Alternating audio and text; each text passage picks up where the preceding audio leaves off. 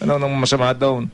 Ni Farabello, tinatawag na media blitz ni Chief Justice Corona hindi aawatin ng mga senador. Nims, hello.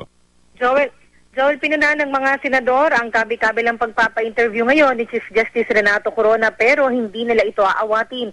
Sinabi ni Administration Senator T.J. Ginggona na paglabag sa sub judice rule ang ginagawa ni Corona na pagdidiskurso ng mga merito ng impeachment cases laban dito. Pero ayon kay Ginggona, hindi na niya ito ipasisita pa sa impeachment court at sa halip, makabubuti man na ipaubayan na lamang sa taong bayan ang pag-uusga sa pagsasalita ngayon ni Corona.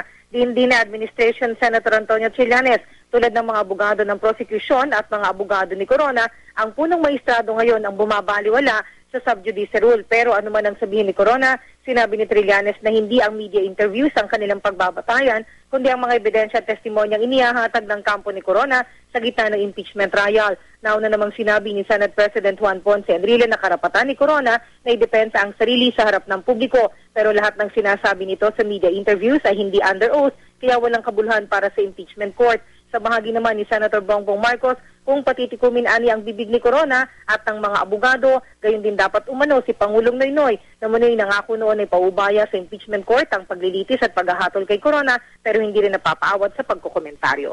Ang inyong kapuso, Nim Farabello. Nagulat sa Super Balita sa Umaga, Nationwide.